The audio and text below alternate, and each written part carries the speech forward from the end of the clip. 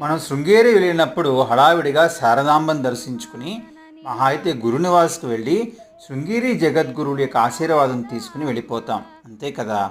కానీ అలా చేసే శృంగేరి మనం ఎన్నిసార్లు వెళ్ళినా కూడా యాత్ర సంపూర్ణమైనట్టు కానే కాదు. ఇప్పుడు దీనికి కారణం ఏంటో తెలుసుకుందాం. శృంగేరి పీఠాన్ని స్థాపించి శంకరాచార్యులు వారు, అందరికీ తెలిసిన విషయమే కదా. ఇందులో కొత్త ఏమిటంటారా? అయితే ఇది వినండి. శృంగేరి పట్టణానికి 4 దిక్కులా కూడా శంకరాచార్యులు వారు 4 అధిష్టాన దేవతల్ని సంరక్షకులుగా ప్రతిష్ఠించారు. ఈ 4 శృంగేరి పట్టణాన్ని కాపాడుతూ ఉంటారు. అందుకే వీరిని దర్శించకుండా శృంగేరి యాత్ర సంపూర్ణం కాదు.